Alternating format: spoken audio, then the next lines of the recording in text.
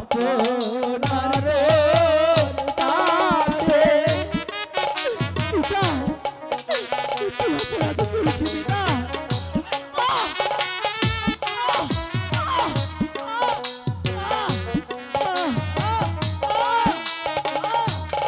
High গো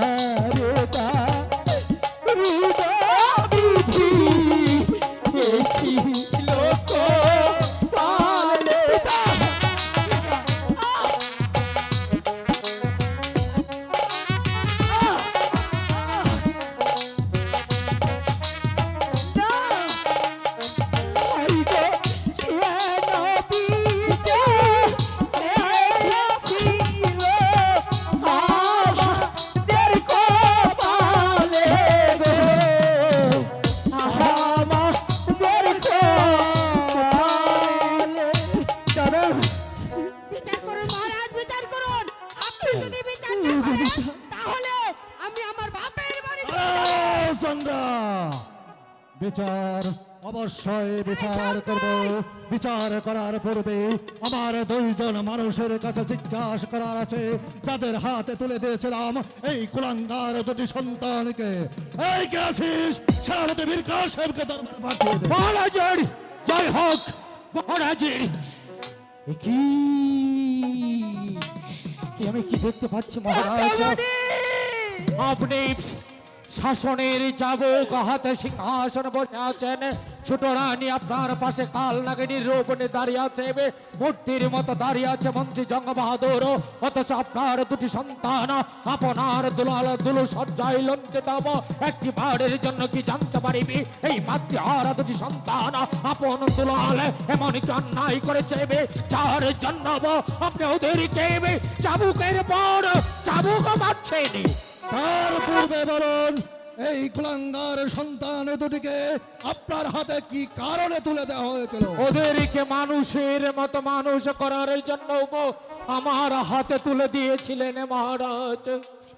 আজ আপনি তাদেরকে এমন সুশিক্ষা দিয়েছেন যে শিক্ষার কারণে আজ আমার উঁচু মাথা নিচু হয়ে গেছে। না মহারাজ, এ আমি কি করে বিশ্বাস করবো? আমি ওদেরকে এমন কোন শিক্ষা গুরুর হাতে তুলে দিইনি যার শিক্ষায় আপনার উঁচু মাথা নিচু হয়ে যাবে। আমি ওদেরকে এমন শিক্ষা গুরুর হাতে দিয়েছি যাদের শিক্ষায় আপনার মাথা শুধু উঁচুই হবে, নিচু হবে না। আমি শুধু জানতে চাই ওরা এমন কি অন্যায় করেছে যে অন্যায়ের জন্য আপনার উঁচু মাথা নিচু হয়ে গেছে। এই কুলাঙ্গার সন্তান দুটি তারা তাদের মায়ের মন্দিরে প্রবেশ করেছিল। আর সেই অপরাধী আপনি ওদেরকে চাবুক মারছেন, তাই না মহারাজ? ওগো মহারাজ, ছেলে দয় মায়ের মন্দিরে প্রবেশ করেছে, এ তো কোনো অন্যায় নয়। ছেলে মায়ের মন্দিরে প্রবেশ করবে, মায়ের স্তনের দুগ্ধ পান করবে, মায়ের বুকে মাথা রেখে সন্তান ঘুমাবে, এটাই তো স্বাভাবিক। ছেলে মায়ের মন্দিরে প্রবেশ করবে, কোনো অন্যায় তো করেনি মহারাজ। সেনাপতি বীর কাসেম, তোমার কথা মতো আমিও সেদিন হেসেছিলাম। আজ এই কুলাঙ্গার সন্তান দুটি তাদের মায়ের মন্দিরে প্রবেশ করে তাদের বিমাতার কাছে চেয়েছিল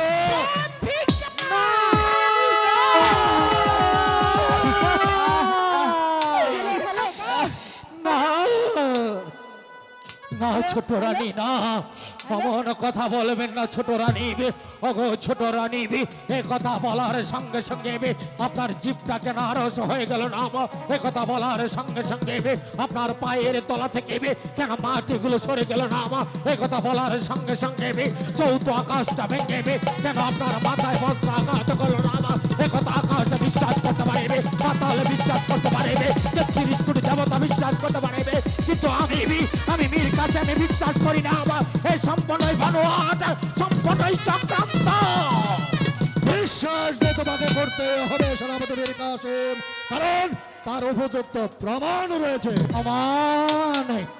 এমন কি প্রমাণ আপনার কাছে আছে যে প্রমাণের জন্য আপন দুলালকে আপনি শাস্তি দিতে যাচ্ছেন? দেখবে কি প্রমাণ আছে, হ্যাঁ? তারপর কি বলবে আমি শুধু তাই দেখতে চাই। দেখো দেখো এই প্রমাণ। ভালো করে দেখো।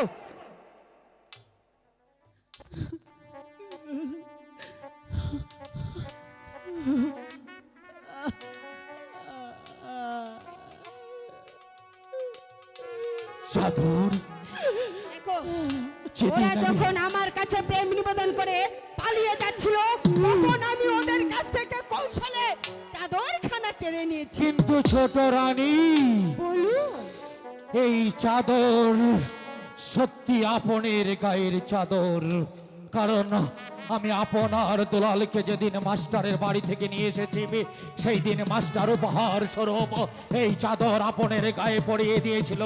কিন্তু ছোট রানী, এই চাদর আমার হাতে আসতে না আসতেই কেন জানাবো এই চাদরের ওজন আমি সইতে পারছি না।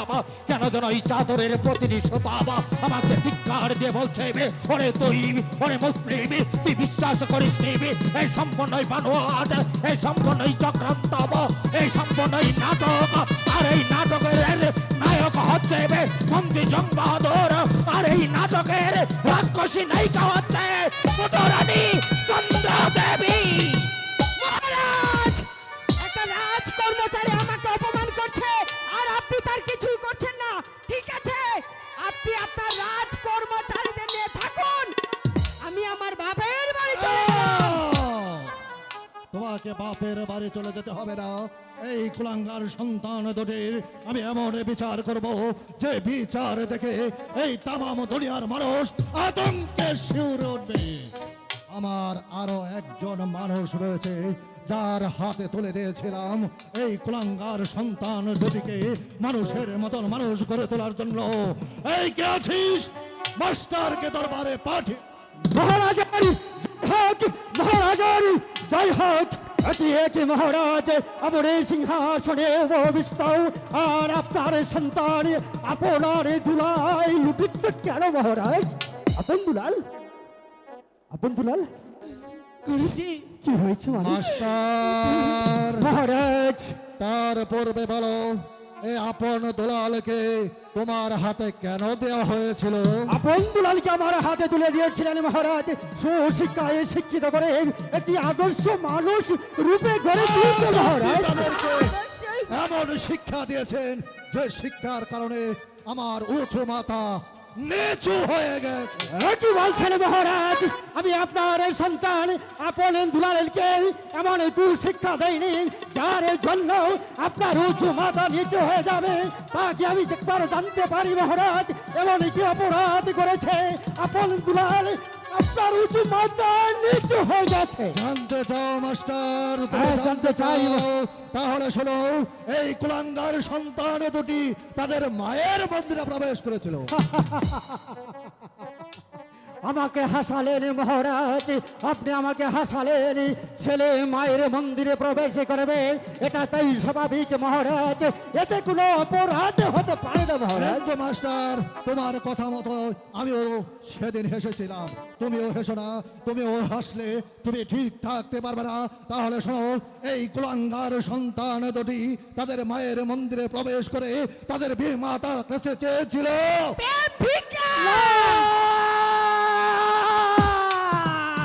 মহারাজ।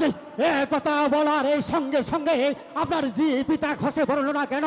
এ কথা বলার সঙ্গে সঙ্গে এই আকাশ তুমি চৌচির হয়ে যাও, এ মাটি তুমি দুভাগ হয়ে যাও, আমি তোমার মাঝে হারিয়ে যাই। পিতা হয়ে পুত্রের এই অপবাদ আমি কিছুতেই সইতে পারছি না ভগবান। তুই একথা শোনার আগে আমাকে কেন মৃত্যু দিলে না ভগবান? আমাকে কেন মৃত্যু দিলেন? বিশ্বাস তোমাকে করতেই হবে মাস্টার, কারণ এর যে উপযুক্ত প্রমাণ রয়েছে। প্রমাণ রয়েছে? কি প্রমাণ রয়েছে মহারাজ? দেখবেন? হ্যাঁ দেখব। দেখে কি বলবেন? দেখে যা বলার তাই বলবো। তাহলে দেখেন এই প্রমাণ, ভালো করে দেখেন। আপুল, কি হলো মাস্টার? তুমি চুপ করে রইলে কেন? জবাব দাও।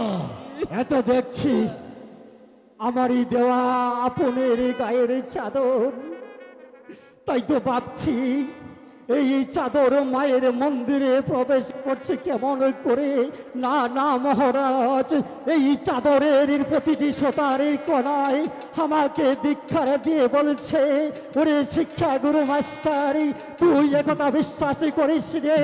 ৩৩ কোটি দেবতা বিশ্বাস করতে পারে না মহারাজ ছেলে মায়ের মন্দিরে প্রবেশ করে এমন পাপিষ্টি অত্যাচার করবে। না না মহারাজ, আমি আপন দুলালকে সুশিক্ষায় শিক্ষিত করেছি, আমি আপন দুলালকে এমন কুশিক্ষা দেইনি মহারাজ। তাই তো আমার মন বলছে এই চাদরের মাঝে পুরো গুপ্ত রহস্য লুকিয়ে আছে। সেই চাদরের মাঝে রয়েছে ওই মন্ত্রী জং বাহাদুর আর আপনার এই রাক্ষসী নারী। মহারাজ, আমি কিন্তু আর সহ্য করতে পারছি না।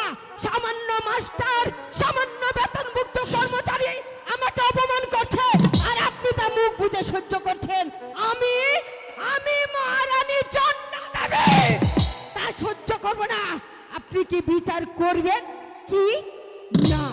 অবশ্যই বিচার করব। বিচার করার পূর্বে মন্ত্রী জং বাহাদুর, আজ্ঞে মহারাজ। এতে আপনার কি অভিমত? মহারাজ, আমি বলছিলাম কি মহারাজ, আপন দুলাল হয়েছে সাবালক প্রাপ্ত, চন্দ্রা দেবী হয়েছে নবীনা যৌবন প্রাপ্ত। হয়তো যৌবনের নেশায় একটু একটু ভুল করলে করতেও পারে, আবার নাও করতে পারে। আপনি তো পারেন মহারাজ ওদেরকে ক্ষমা করে দিতে মহারাজ। বাহ বাহ, চমৎকার চমৎকার নাটক সাজিয়েছেন মন্ত্রী জং বাহাদুর। মন্ত্রী জং বাহাদুর, এত সুন্দর নাটক সাজানোর জন্য এই প্রকাশ্য দরবারে আমি আপনাকে কি উপহার দেব?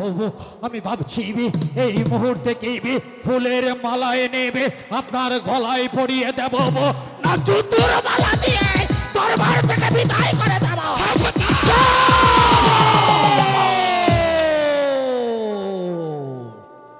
এটা কোনো কৌতূহলের জায়গা নয়, এ হচ্ছে রাজা ধীরাজ, রাজা ধনপতির বিচারশালা। এখানে কোনো কৌতূহল চলবে না। মহারাজ, ওগো ধর্মপুরের রাজ্যের ন্যায় বিচারক, বিচারের আসনে বসে আপনি বিচার করুন, কিন্তু ন্যায় বিচার করুন। একবার তাকিয়ে দেখুন আপন দুলালের মুখ পানে, ও মুখে কি কোনো পাপের প্রতিশ্রুতি আছে? যদি তাই না হয়ে থাকে, কেন কেন এই অন্যায় বিচার? ওগো ছোট রানী, আপনি তো একদিন বলেছিলেন আপনি আপন দুলালের মা হয়ে এই রাজপ্রাসাদে এসেছেন, অথচ আজ এত বড় মিথ্যে অপবাদ দিচ্ছেন আপনার দুটি সন্তানের পর। এখনো বলুন এ সম্পূর্ণ মিথ্যে? আর যদি না বলুন তাহলে এই পৃথিবীর কোনো মা বাবা তার সন্তানকে তার স্তনের দুগ্ধ পান করাবে না, বা কোনো মা তার সন্তানকে 10 মাস 10 দিন গর্ভে ধারণ করবে না। মা সন্তানের এই পবিত্র সম্পর্কের মাঝে কলঙ্কের কালি আপনি লেপন করবেন না ছোট রানী। মীর কাসেম, মীর কাসেম, ওদেরকে আমি মাতৃ স্নেহে লালন পালন করছিলাম, কিন্তু কিন্তু ওরা যে অমানুষ তা প্রমাণ করে দিল। এখন এখন আমি ওদের শাস্তি চাই, শাস্তি চাই, শাস্তি চাই। মহারাজ, আপনি শাস্তি দেবেন না? অবশ্যই আপনি দেব, বিচার করবেন না? অবশ্যই করব। করেন, বিচার করেন। হ্যাঁ, হ্যাঁ, আমি বিচার করব। এই ধর্মপুরের সিংহাসনে বসে রাজা ধীরাজ, রাজা দলপতি বিচার করেছিল ধর্ম ধর্মর, আজ বিচার করবে এই কুলাঙ্গার সন্তান দুটিকে। এই কুলাঙ্গার সন্তান দুটিকে যদি আজ আমি নিজের সন্তান বলে তাদেরকে ক্ষমা করে দেই, তাহলে প্রজা সাধারণ আমার দিকে আঙ্গুল তুলে বলবে ওই তো যাচ্ছে রাজা ধীরাজ তার নিজের সন্তানের বিচার করতে পারছে না। তাই তাই আমি এদের কেমন বিচার করবো? বিচার বিচার বিচার ওদেরকে দিলাম আমি মৃত্যুদণ্ড।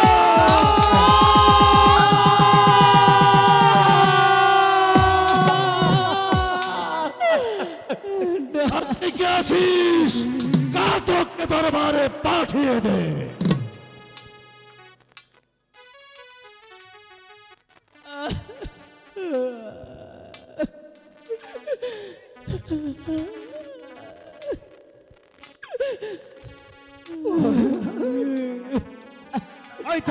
হয়তো বহুদিন পর রাজ দরবার থেকে, রাজপ্রাসাদ থেকে ঘাতকের ডাক এসেছে।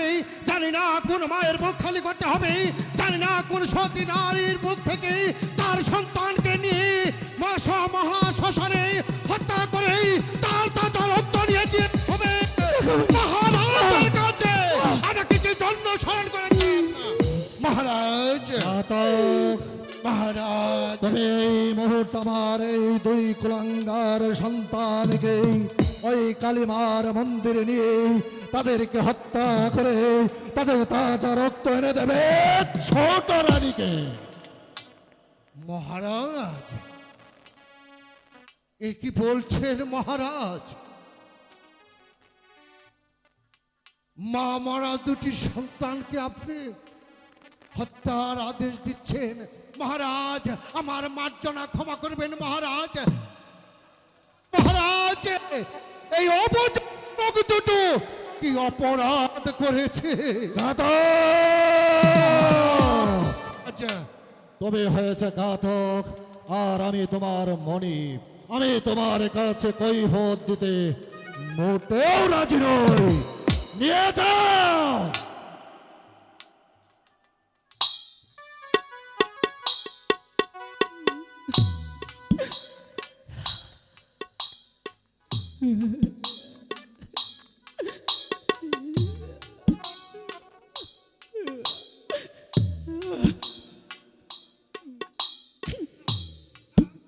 না, আমি আমি আমি এই কাজ করতে পারবো না। আমি কটা পাক মারবো।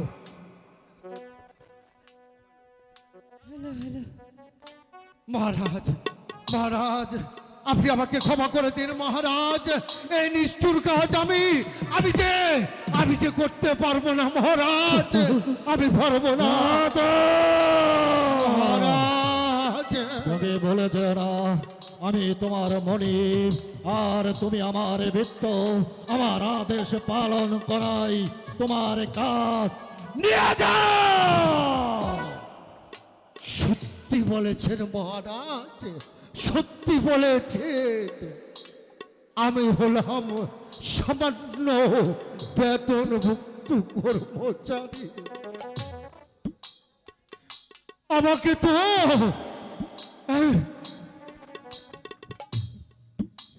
তো হুকুম পালন করতেই হবে। হে মহারাজ, আমি চললাম, আমি মানুষ হত্যা করি।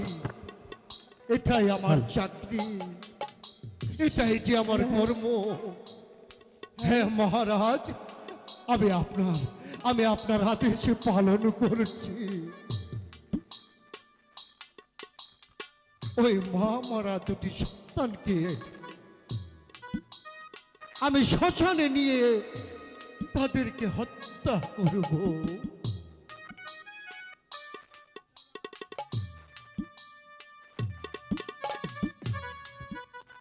মহারাজ, আর একটি কথা আমি বলতে চাই মহারাজ। বলো ঘাতক, আমার ধৈর্যের বাঁধ ভেঙে যাচ্ছে। বলো। হ্যাঁ মহারাজ, হ্যাঁ, আজ আমি এখানে দাঁড়িয়ে উচ্চ সুরে কথা বলবো। কেন জানি? আমি জল্লাদ হলেও আমি মানুষ, পশু নই। আমি জল্লাদ হলেও কোন সন্তানের পিতা। তাই বলছি কি মহারাজ, পারবো না। ওই মা মরা ছেলে দুটিকে আমি হত্যা করতে পারবো না। কেন জানেন?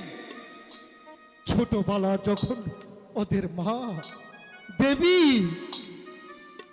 ওদেরকে ছেড়ে চলে গিয়েছিল, ওদের মুখ দুটো আস্তে আস্তে ধীরে ধীরে চোখের সামনে বড় হয়েছে। তাই পারলাম না। আপনার আদেশ আমি পালন করেছি, আজ পারলাম না। এই আপনার খড়গ।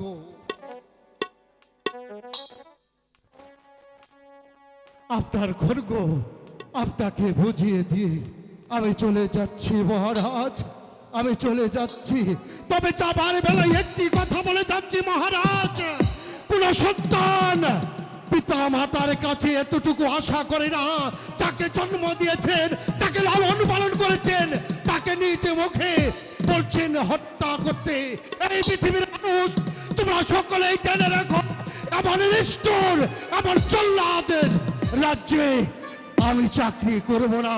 প্রয়োজন হলে রাস্তা। মা, আপনি মা? না না, ইতিহাসের পাতায় থাকবে একজন মা হয়ে, একজন নারী হয়ে সন্তানকে ছলনা করে মৃত্যুদণ্ড দিতে পারে, সে নারী কখনো মা হতে পারে না। সে রাক্ষসী, সে রাক্ষসী রাজ্যটাকে গ্রাস করে দেবে, রাজ্যটাকে চালিয়ে পুড়ে ছারখার করে দেবে। সে কখনো মা হতে পারে না। প্রয়োজন হলে, আপনি বলেছেন না কি করে খাবো, প্রয়োজন হলে রাস্তার মাটি চিবিয়ে খাবো, কেটে খাবো, তবু এই বেঈমান নিষ্ঠুর রাজ্যে আমি চাকরি করবো না। তাও যদি না হয় নগরে নগরে যে ভিক্ষে করব, তবু এই রাজ্যে আমি থাকবো না মহারাজ। জবের বেলা একটি কথা বলে যাই, আজ যে কাজ আপনি করলেন কোন পিতা পারবে না তার বুকের জন রক্ত ঘরা সন্তানকে হত্যা করলে হত্যা করতে পারবেন না। আমি নিষ্ঠুর, আপনি বেঈমান। এই জল্লাদ আপনাকে অভিশাপ দিয়ে যাচ্ছে। সারা জীবন মানুষ কেটেছে, রক্ত দেখেছে, কিন্তু আজ থেকে না, আমি আপনাকে অভিশাপ দিয়ে যাচ্ছি। আজকে যে আপনি যে কাজ করলেন, একদিন আপনি এই কাজের জন্য পস্তাবেন। কোন পিতা কোন মাতার কাছে আপনি সম্মান পাবেন না। অভিশাপ, কাফেরের অভিশাপ, জল্লাদের অভিশাপ জলে পুড়ে ছাই হয়ে যাবে। এই কে আছিস? নতুন ঘাতককে পাঠিয়ে দে দরবারে। না না ছোট রানী, নতুন ঘাতকের আর প্রয়োজন হবে না। আমি নিজ হাতে আপন দুলালকে হত্যা হত্যা করবে? মাস্টার, কিছুক্ষণ পূর্বেই তুমি বলেছ আকাশ বাতাসের মধ্যে কলঙ্ক থাকতে পারে, আপন দুলালের গায়ে কোনো কলঙ্ক থাকতে পারে না। তাই বলছি তুমি পারবে না মাস্টার, তুমি পারবে না। আপন দুলালকে তুমি হত্যা করতে পারবে না। ওই খড়গ তুমি এখানে ফেলে দাও, এখানে নতুন কাজ। না মহারাজ, না, নতুন ঘাতকের আর প্রয়োজন হবে না।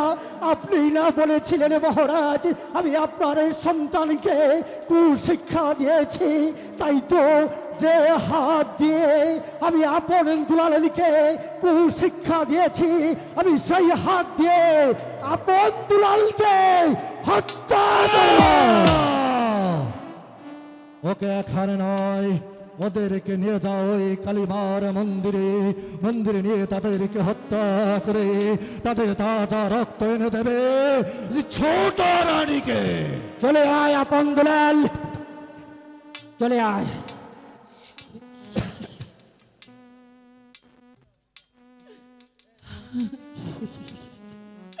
গুরুজি যাওয়ার পূর্বে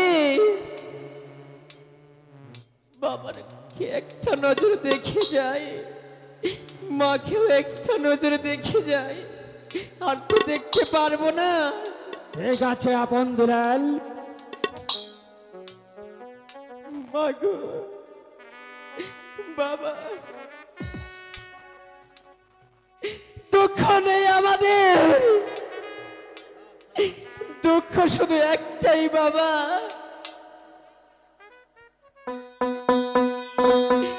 একটি বারের জন্য তুমি আমাদের বুঝতে চেষ্টা করলে না বাবা। চলে যাচ্ছে তোমার আপনার দুলাল, আর এই চন্দ্রমুখটা আর দেখতে পারবে না গো বাবা। মাগো, পিতা, শুনেছি একজন পিতা তার সন্তানদের কাছে দেব সমতুল্য